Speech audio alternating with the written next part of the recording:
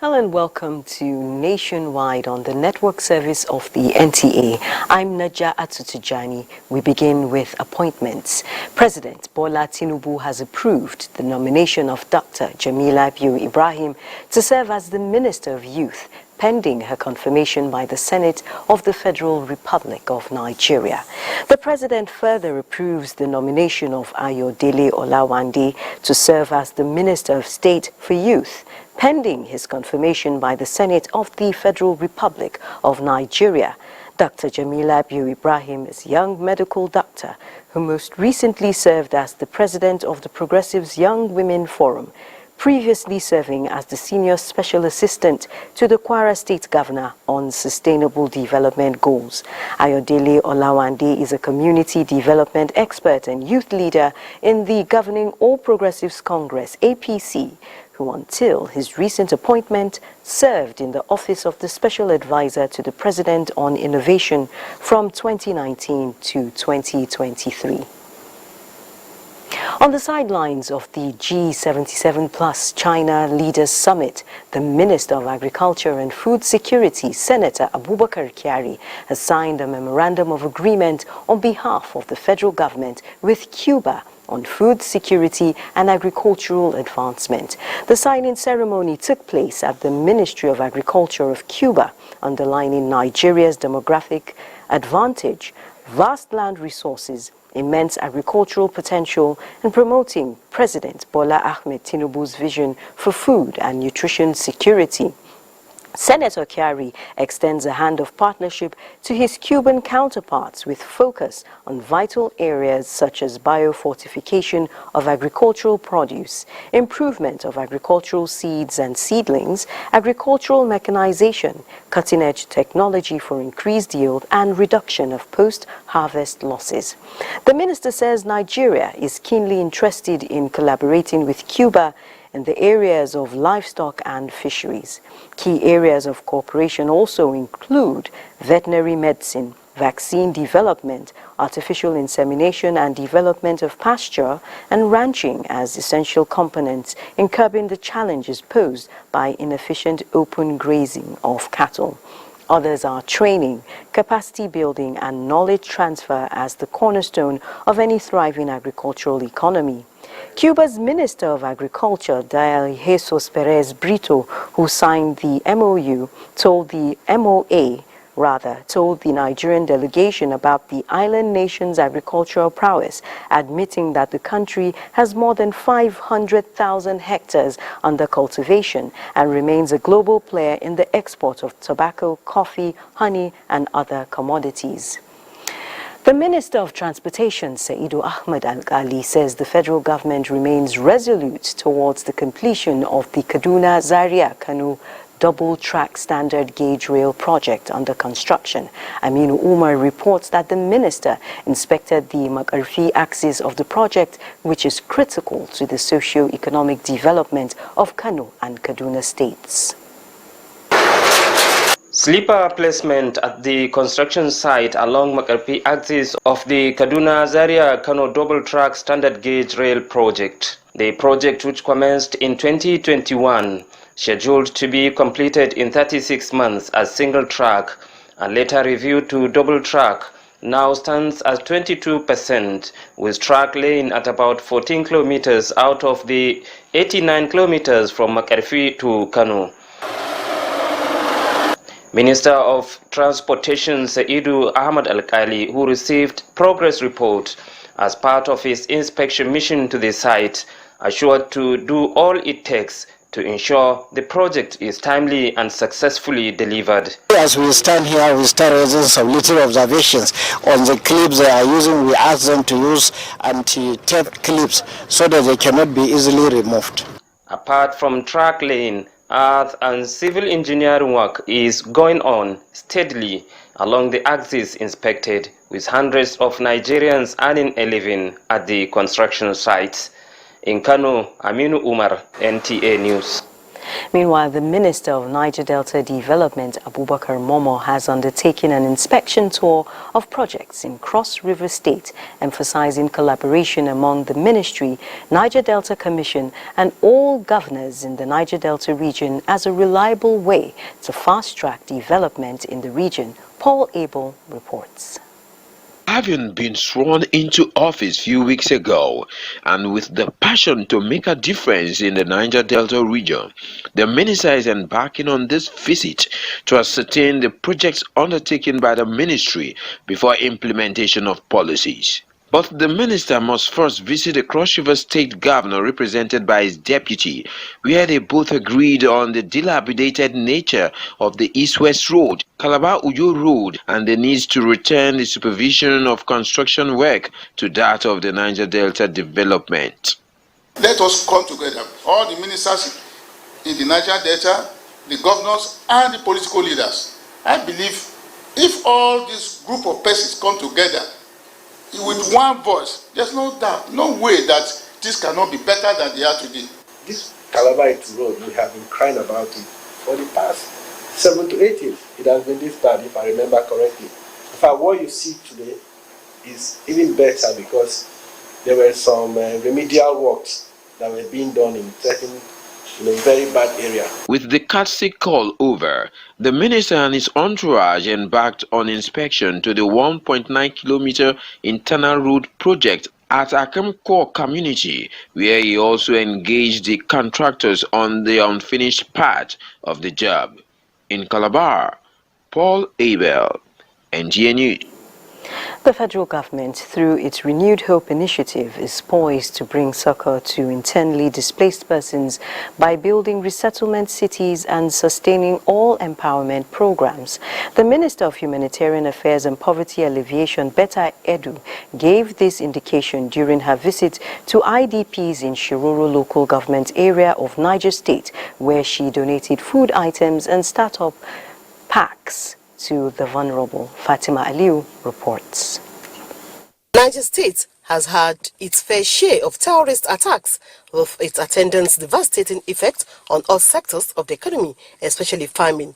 Available statistics indicate that Niger State has more than 29,000 internally displaced persons spread across 11 out of the 25 local government areas, and more than 11,000 children in the affected communities are out of school.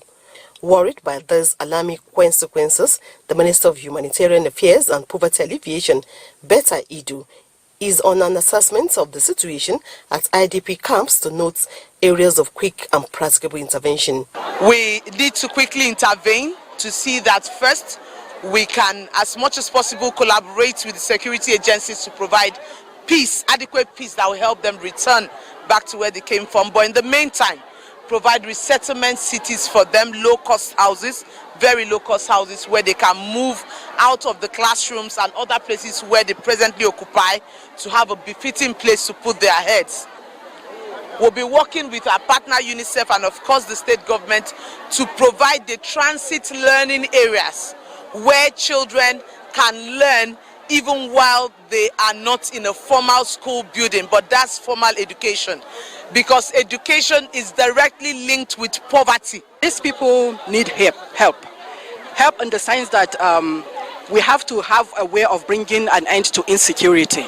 Representatives of the internally displaced persons who took turns to express their gratitude for the visit and the donation of the food items and startup packs appealed to the federal government to end insecurity in the area. They noted that as an agrarian community, Niger State has the capacity to feed the nation if granted an enabling environment. Items donated include food items and vulcanizing machines. In Mina, Fatima Aliu, NTA News.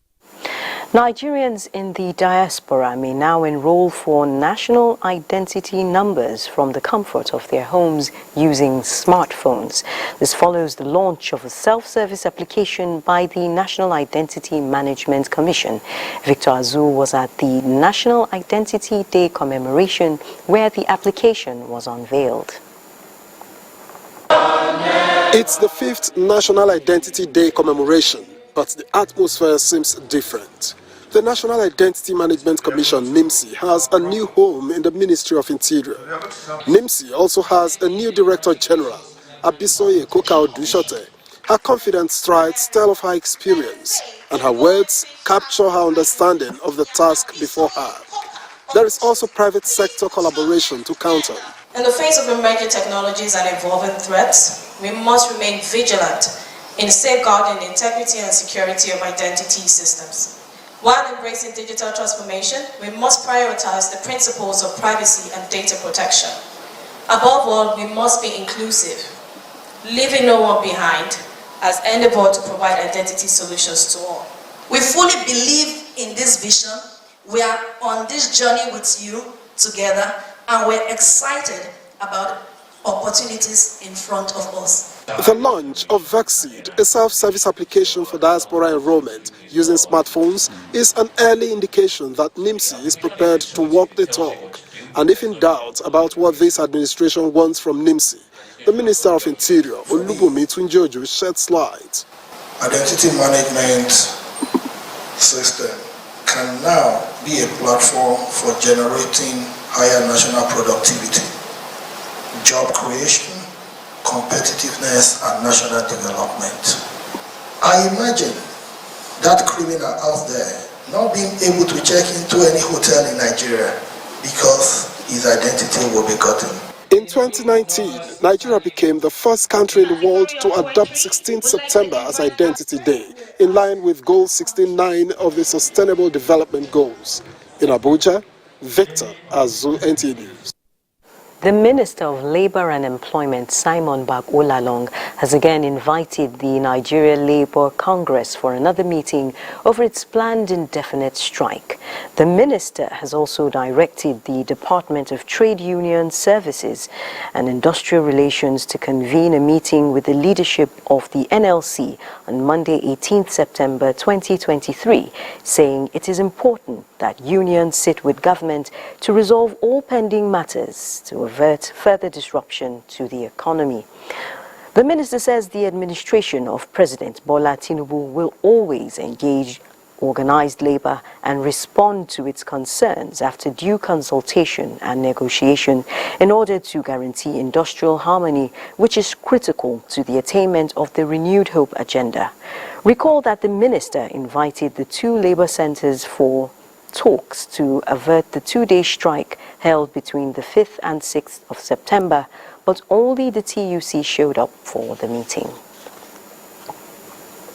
More updates from our Lagos Network Center with Adiola.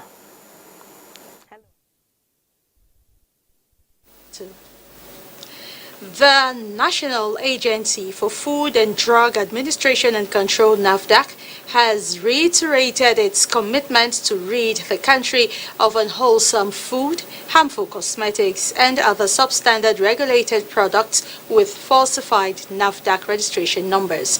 The Director General of the agency, Professor Mojisola Adeyeye, stated this at a media briefing in Lagos on the arrest and seizure of products across the country. The Director General of NAFDAC narrating to newsmen how a syndicate who specializes in importing banned Crusader soaps containing mercury using forged custom documents to import the products into the country have been nabbed. She explained that acting on intelligence, men of the Investigation and Enforcement Directorate of the agency busted a warehouse located at the Trade Fair Market in Lagos, which was filled with banned imported soaps, 3 trailer loads of Crusader medicated and Mikako soaps, estimated at 1 billion naira. These products have found their way into various supermarkets and cosmetics shops with unsuspecting members of the public patronizing them. Similarly, the agency arrested a man in Niger State who produces adulterated yogurt using custard and other unwholesome and banned ingredients for the production. Although the man's company was initially given approval by NAFDAC to produce yogurt, the Director General said later findings revealed that the company was being used for a different purpose. For those companies that are in our pipeline, meaning their process is going through registration, and decide to make the product without approval. This is what happens. We are confiscating all the products. They are on hold now, and they're going to be destroyed. NAFDAC, however, assured Nigerians that only quality, safe and wholesome food and cosmetics are sold in the country. In Lagos, Lane Lenake, NTA News. Moving on to security, navies under the Multinational Maritime Coordination Center Zone E have resolved to strengthen security ties aimed at boosting the capacity to keep the region's exclusive economic zone safe for legitimate trade to thrive. At the conclusion of a regional operation codenamed Safe Domain 2 in Benin Republic, the navies agreed that persistent presence at the sea is key to keeping criminals at bay. Michael Olaleye reports.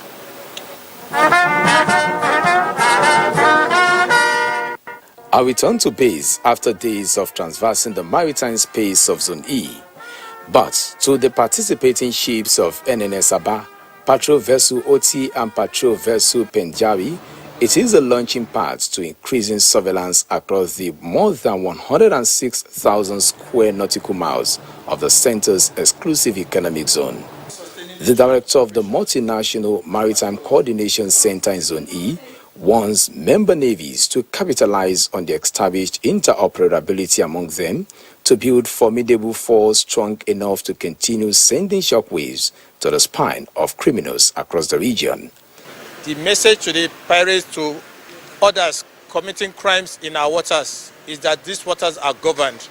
They don't have that freedom of action anymore. The Nigerian Navy, the Beninese Navy, and the Togo Navy, they are all awake to our duties. The chief of the naval staff, who was represented, is optimistic that the operation will consolidate the symbiotic relations that exists between countries, as the joint exercise will activate the sustenance of economic growth in West Africa. There's an improvement, especially in the interoperability of equipment, and of course, it has even gapped the bridge between language barriers. The minister delegates to the President of Benin Republic for National Defense is satisfied that the operation achieved its core mandate, which is to maintain a climate of security and safety in the maritime space of Zone E. In Lagos, Michael Olaleye, NTA News.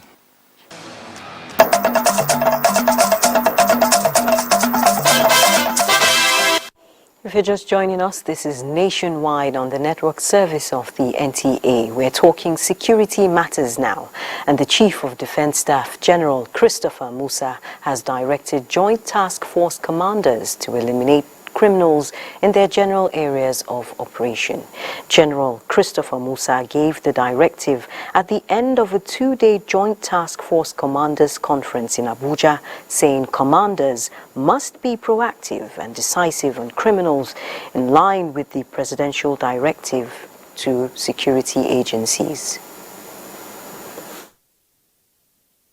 As we have all agreed here, to remain focused, dedicated and committed to ensuring that we achieve the mandate of the President and Commander-in-Chief of Nigeria. No terrorists, no kidnapper, no bandits, no criminal should be spared. General Musa also notes that it is necessary for commanders to foster a culture of cooperation, improve on tactics, build and maintain relationships, and imbibe innovative spirit. What we have done today is that we have concluded and have agreed that henceforth the synergy is going to improve. We're going to look at the challenges that the operations are having within their own areas of responsibilities so that we can address them. And we are happy that the Commander-in-Chief is giving us all the support that we require in order to achieve that success.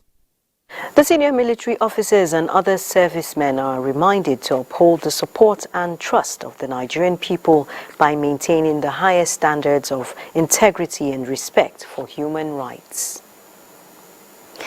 Meanwhile, to curb insecurity across the country, the Acting Inspector General of Police, Kayode Egbetokun, recently announced the establishment of an ad hoc committee to embark on a comprehensive review of firearms licensing and regulations in the interest of public safety and general security. Ahmed Fulani examines the possible impact this move will have on the nation's state of security. The committee's mandate will encompass a thorough assessment of current firearms licensing procedures and regulations with the aim of enhancing their effectiveness, transparency, and accountability. With this, the police will engage with relevant stakeholders, including legal experts, civil society organizations, and experts in the field to ensure a holistic and well-informed review. For him to have come up with that, it shows that he has had a lot of information regarding infiltration of light arms in the hands of some unauthorized persons, and that was why he set up the committee to review, even not only mopping up arms, reviewing the licensing of firearms for categories of people. As security expert and former Commissioner of Police, Philip Adekayi, could not agree less with the IDP's decision, especially as the country battles with multifaceted security problems. Now maybe they have seen that a large quantity of firearms have entered the country, so they want to control it. So he has the right to ask for control of the firearm. Reviewing the firearms licensing is also a deft move to some residents of Ilori. I believe by doing that, those people perpetrating all this evil will be able to succumb and able to do away with all those evil acts. There are many firearms, small goods inside the country illegally. Light arms, weapons, all sorts of dangerous amenities. So I think the idea is a good thing. The IGP advised Nigerians against wrongful possession of arms and light weapons, adding that illegal proliferation of firearms and light weapons pose a significant threat to the peace and stability of the nation. Ahmed Fulani, NTA News.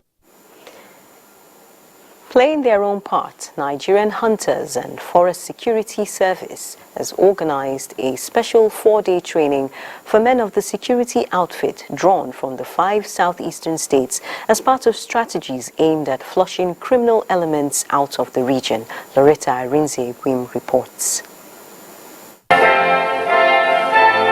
The 4-day special training program of the Nigerian Hunters and Forest Security Service for the 5 Southeast Commands is aimed at equipping the officers with prerequisite knowledge of their duties. The Commander General of the Nigerian Hunters and Forest Security Service, who was represented, tasked the participants on maintenance of discipline and work in synergy with other security agencies in the discharge of their duties. If they are disciplined, you will find out that there will be no problem in whatever you are doing. You must unite together, train together, do meetings together. The Commander, Nigerian Hunters and Forest Security Service, Imo State Command, Fabian Iwoha, who is the host, says the training is targeted at contributing their quota in complementing government efforts towards securing these communities in the southeast. This is in line with the Ambassador General of Nigerian Hunters and Forest Security Service dream to train our officers so that we can deliver on the core mandate of the Corps,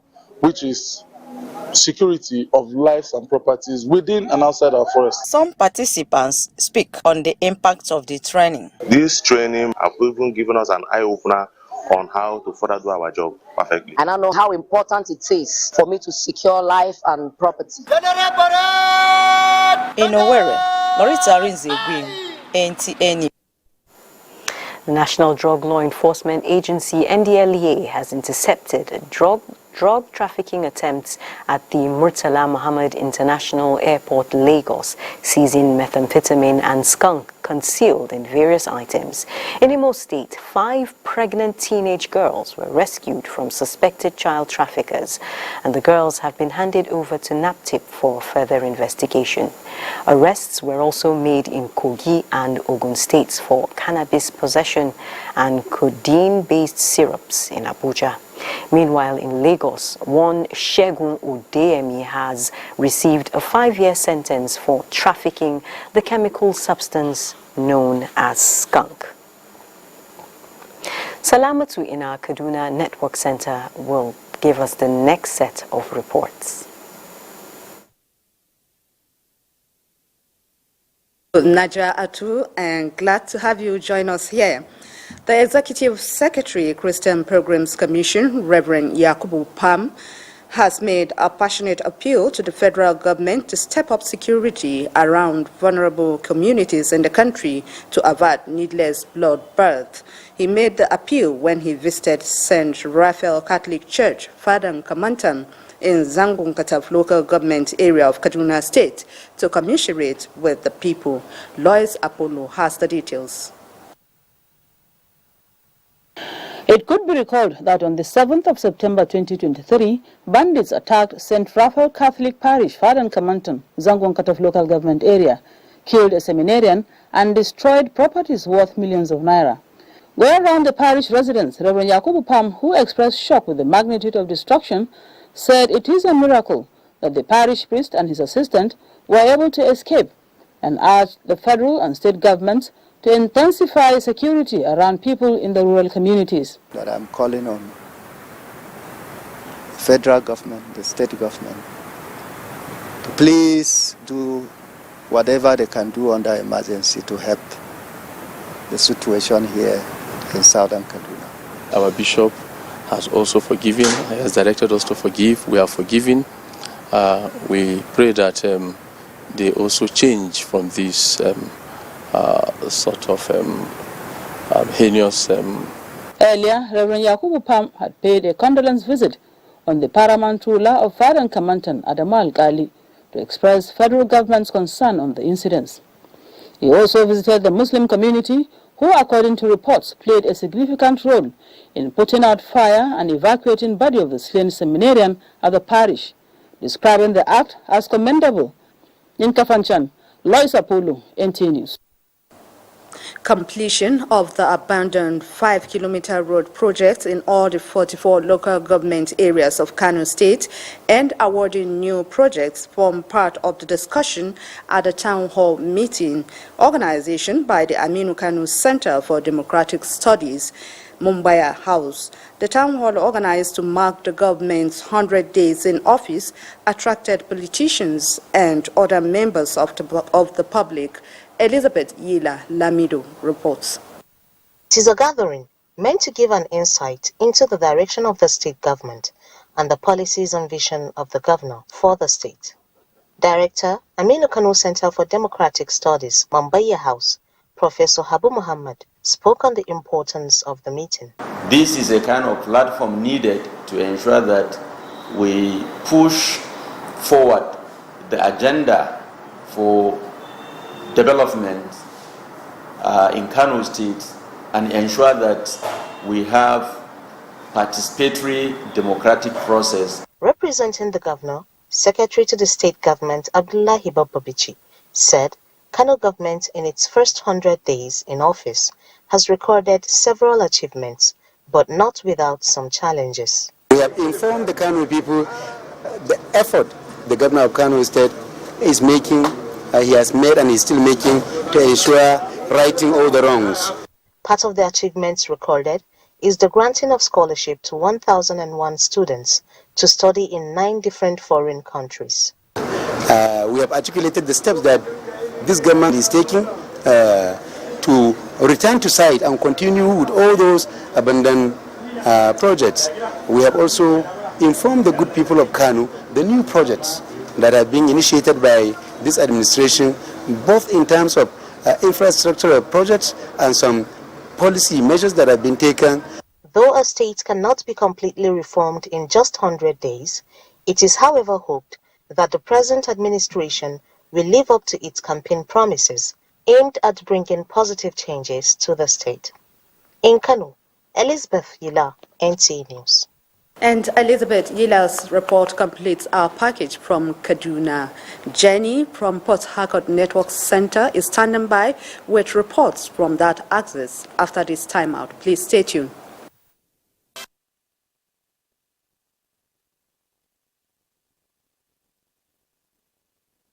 Welcome to Port Harcourt. It has become a trend over time that as the year gradually grinds to a halt, accidents become the order of the day. The Ember month is often linked with some misfortunes and superstitious belief, and people tend to pay attention to these months beginning from September to December. Robinson Tarataide seeks to find answers to veracity of these claims. The months of September, October, November, and December are referred to as Ember months in Nigeria, with a superstitious belief in some quarters that evils occur more at this period. This period, according to most respondents, is not different from any other months of the year, but human errors, ignorance in scriptures, and unnecessary spiritual exaggerations may have polluted the minds of people to believe this fallacy. December is like our festival, like the Christmas time. People travel within that period far more than the other months. So the traffic seems to be involved in car accident because of rush and they want to get to that destination unexpectedly. From September to December, people will be rushing, preparing, running up and down to make sure, okay, by the time they want to travel in December, they gather money or whatever. So because of the hurriness, that is what is causing all this accident, that is causing all this evil. No doubt, auto crashes and other unpleasant incidents are common sights within this period. Deliberate obedience to traffic laws, patience while driving, and being prayerful are some solutions suggested by respondents. You obey the simple principles of driving. You don't drive when you don't have good tires. When we are doing something, we have to do it with patience, not by hurry. Life is not in hurry. With increased rainfall, commuters are advised to reduce movements on the road and observe traffic laws to avoid crashes. In Port Harcourt, Robinson Terateide, NTA News.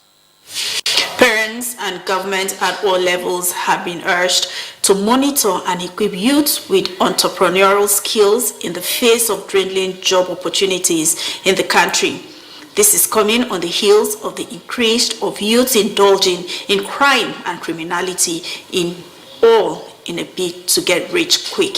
Nkiru Onyejesi reports.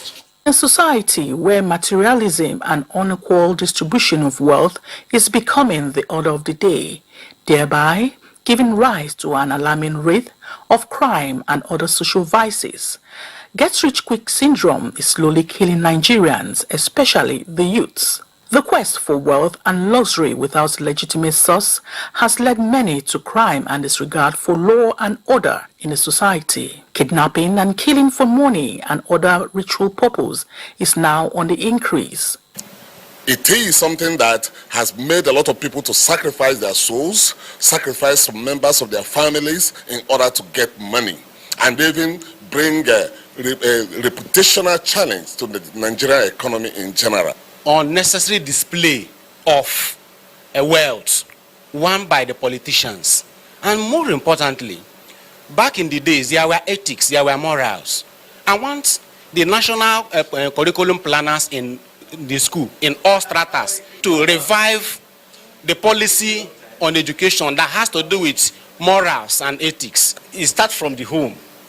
You know, those days when we are young, everybody can discipline any child. If you are misbehaving, if they found you that you are misbehaving, they can discipline you. But now, you will see a parent go to the school and be flogging the teacher. Why are you beating my child? So the child will feel that okay, that is the way.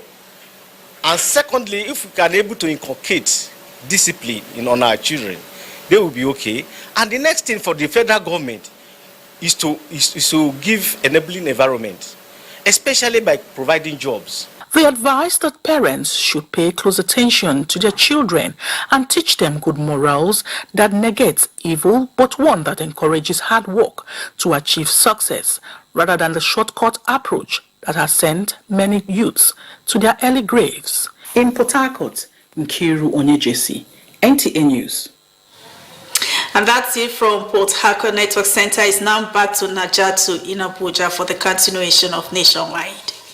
Thank you, Jenny. And here in Abuja, we're talking the importance of obedience and thanksgiving.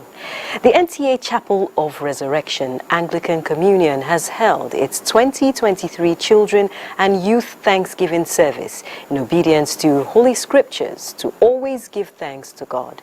Omenka Amarachuku reports that the service also provided an opportunity for the congregation to reflect on living a life of obedience to God. Chapter 8 verse 22 says, as long as the earth while remains, seed times and harvest, cold and heat, summer and winter, day and night shall not cease. Harvest period, therefore, is a season when Christians approach God with thanksgiving and a heart of gratitude for his blessings upon their lives, anchoring their faith on the scriptures. NTA Chapel of Resurrection roll out drums to celebrate their children. All parents, whether Christian or Muslim, we should know that God has given us children to care for them, to train them, so that when we have gone to the grade beyond, they will be able to take over. So it is important for us to take the responsibilities that God has behoved on us as parents to nurture our children so that they can impact their generation, the society, positively. For the parishioners, it is a season of love sharing and caring for the less privileged in the society. Our nation, and it's quite lofty that parents begin to give more details to raising these children. I will use the word deliberately, beyond the TV, beyond cartoons, beyond movies, beyond the phone. Parental oversight, parental commitment, parental help over these children by living rightly, living with. We should know that the Bible says that in all things we should give thanks, and that where we are coming from is not as promising as where we are going to. To encourage them to know that they need to serve God in whichever way they come to serve God, and to also honor God.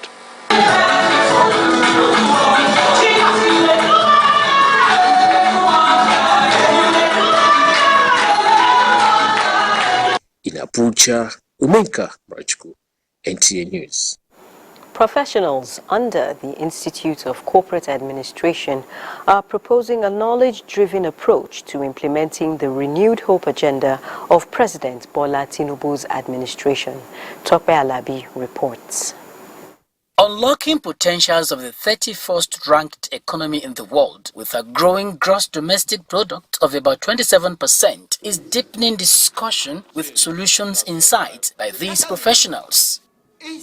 They are corporate administrators who believe the renewed hope agenda of President Bola Tinubu is a sure way to ending the dark days of Nigeria economy and restoring hope in oil and non-oil sectors through knowledge-driven innovative strategies as the key to managing the country's challenges for desired results. From the agricultural age to the industrial age to the information age, and now in the innovation age, many are yet to understand it. And this is the age where you need a lot of creativity, looking for disruptive way of doing things instead of recycling the old practices. If this camera that you are using for us now, if it's not an innovative one, nobody gonna mind you. So innovation, make goods and services to sell. And the awakening is now. Apart from welcoming new members to wheel the doorknob faster, the professionals are also determined in the recovery of lost times and building a country where surplus and purchasing power will wear human face and redefine economy of the day. Now realizing that a group like this actually took notice of all those stages of trying to go into new things and trying them out and seeing that they are bringing out good results. It's less for us now to go back to various institution, organization to bring out a new idea that will promote the various parastatals that will better the country Nigeria. We are going to SME in my company, in my organization, so that we can help them to not just giving them the money. Somebody has to give them the ideas of how to use this money. This lecture is coming at a time when Nigeria is hopeful of driving operational excellence through innovative strategies for desired and optimal results. In Abuja, Tokwe Alabi, NTA News. Governor Bala Muhammad of Bauchi State has flagged off distribution of more than 88,000 bags of rice as part of palliative measures by the federal government to cushion the effect of fuel subsidy removal. Awal Abdullahi reports that the governor also promised to ensure proper distribution among the vulnerable. Each of these teeming people living with disability and other vulnerable members of various communities in Bauchi State have been presented with 25 kg bag of rice and 10,000 naira.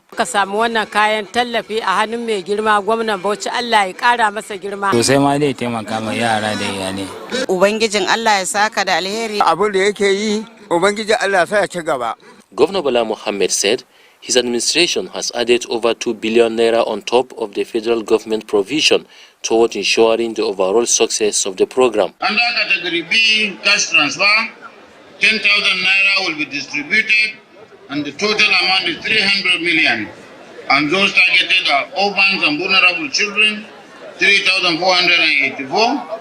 Women, especially widows, 11,000. It must, at this onset, be known that all the state governors, including us in the opposition, supported Mr. President on the removal of this obnoxious subsidy, which are of no use to our people. The state government had earlier procured over 30 18-seater buses to ease transportation challenges in the state. In Bauchi, Awal Abdullahi, NTA News. And from Bauchi, we head to Osun State, where former Kano State Governor, Senator Ibrahim Shekaru, says merging some government ministries, departments and agencies will allow President Tinubu to quickly deliver his campaign promises to Nigerians. This was while speaking at the annual symposium of the Muslim Students Society of Nigeria in Osogbo. Femi Afariogun reports. In his lecture titled Navigating Nigeria Democratic Path Through Constructive Review, Senator Shekarau identified political patronage, inconsistency in government policies as major problems of good governance in Nigeria. He urged government at all times to cut cost of governance. What is EFCC and IPCC and Code of Conduct Bureau doing differently? All of them are after corruption. All of them are duplicated. It should be only one.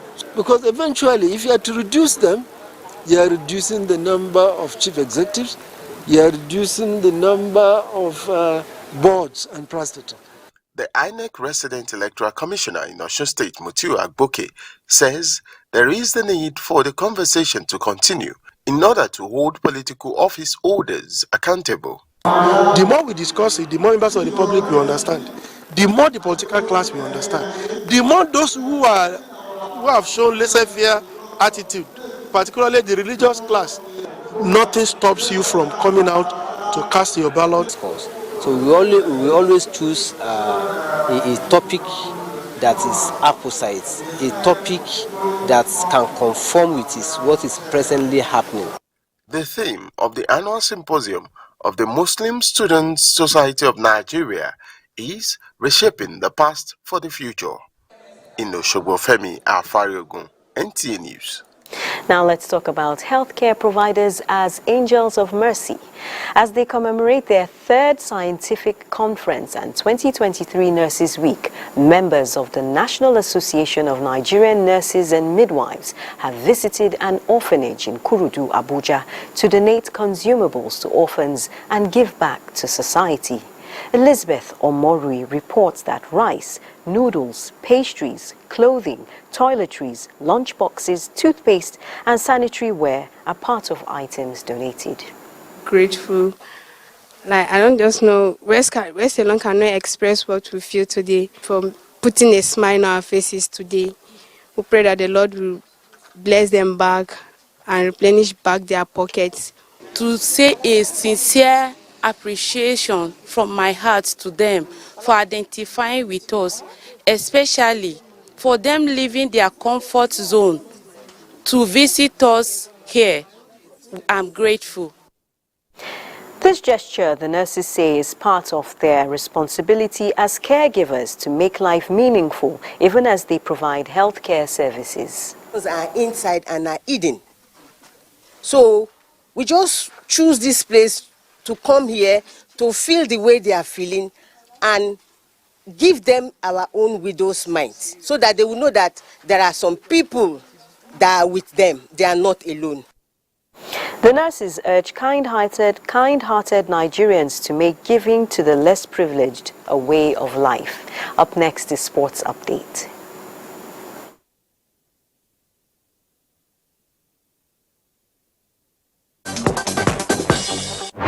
Veteran table tennis player Funke Oshonaike continues to underline her importance to the team, inspiring Nigeria to a gold medal in the women's double alongside her teammate Fatima Bello in the ITTF African Championship in Tunisia.